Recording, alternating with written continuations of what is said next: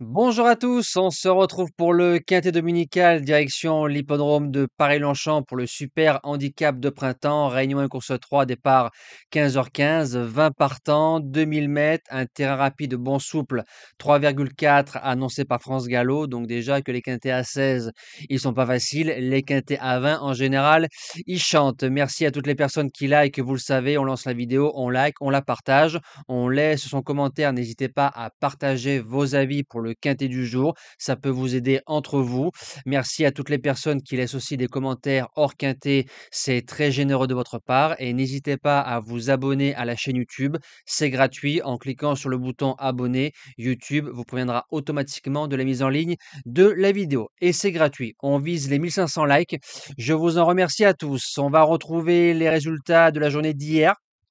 Jeudi 8 mai, dans le quintet, j'ai que le gagnant, mais vous avez vu ce que je vous ai dit. À Lyon-Paris, on ne revient pas en général. Donc ceux qui ont fait l'arrivée, ce sont ceux qui ont démarré avec des petites ou des grosses cordes, parce que la corde 15 fait l'arrivée. Et pour ceux qui suivent mes vidéos, rappelez-vous ce que je vous ai dit sur Ziggy Star dimanche dernier. Il avait fait un truc à Lyon-Paris à l'étage moins fort, derrière. Il a remporté quintet du côté de Paris-Longchamp. Donc c'est pour ça qu'il faut toujours voir les courses quand on fait un pronostic. Le course-par-course de la Capelle a été un peu meilleur que par rapport au dernier course-par-course de la Capelle. On fait un 3 sur 4 au niveau des objectifs, 2 gagnants, un podium et le report du jour qui passe. Allez, c'est parti pour la sélection les amis. En base gagnante, le numéro 15 Hypercore. Il a gagné quintet sur PSF très facilement en faisant un truc. Derrière, le 17 avril, il a prouvé qu'il pouvait digérer la pénalité. Il a pris un mur, tout simplement. On sait que Maxime Guyon monte pour les Fabres. On met Christophe Soumillon. C'est un cheval qui est bon sur la distance. Si on arrive à le monter près de la tête, attention, c'est une classe 1 pour ceux qui ne savent pas, comme les références. Vous avez classe 1, classe 2, classe 3, classe 4. Plus la classe, elle est petite, plus le handicap, il est fort. Plus la classe, elle est haute, plus le handicap, il est faible. Ça, je sais qu'on vous ne l'explique pas sur YouTube parce qu'il y a beaucoup de gens qui ne le savent pas.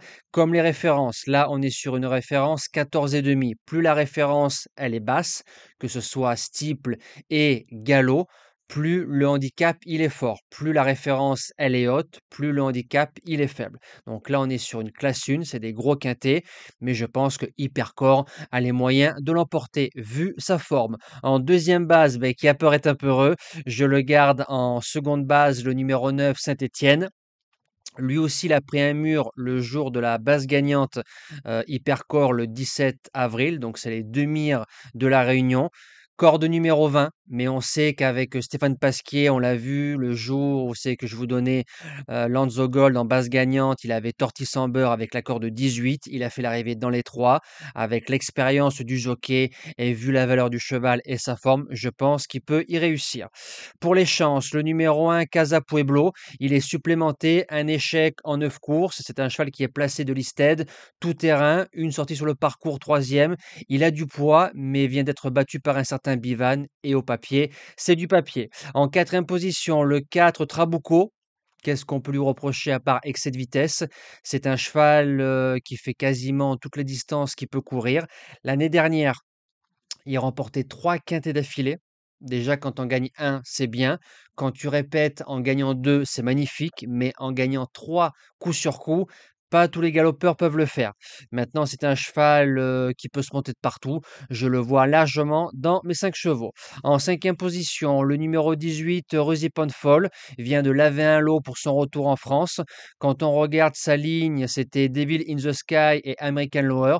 Donc, c'est plus une ligne classe 2 dans les quintets plus. Placé de quintet en 45,5 par le passé, il revient en 40 et sa dernière bonne ligne en France avant son retour, c'est à côté d'un certain Racan. Racan, c'est plutôt pas mal. Longchamp, c'est 5 sur 6 sur la piste, 1600 et 2000. Je fonce. En sixième position, le numéro 8, Watchim. C'est un cheval qui a fait troisième pour sa rentrée sur le sable. Ligne gagnante, c'est un cheval qui fait entre 1600 et 2400 mètres, mais pour moi, c'est le vrai cheval de 19 à 2000.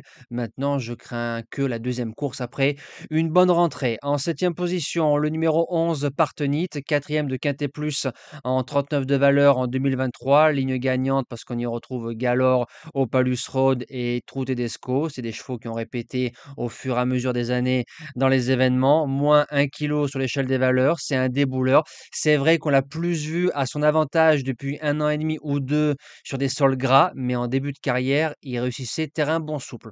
Donc je préfère l'avoir avec moi que contre moi. Et je termine avec le numéro 10, Evereyo, qui a 5 sur 7 sur la piste de Paray-Longchamp, fait entre 1300 et 2400 mètres. C'est un cheval qui a fait l'arrivée de classe 1 en 41, il est en 42 après une belle rentrée. Lui aussi peut se monter près de la tête. Question de parcours, oui, mais pas de niveau.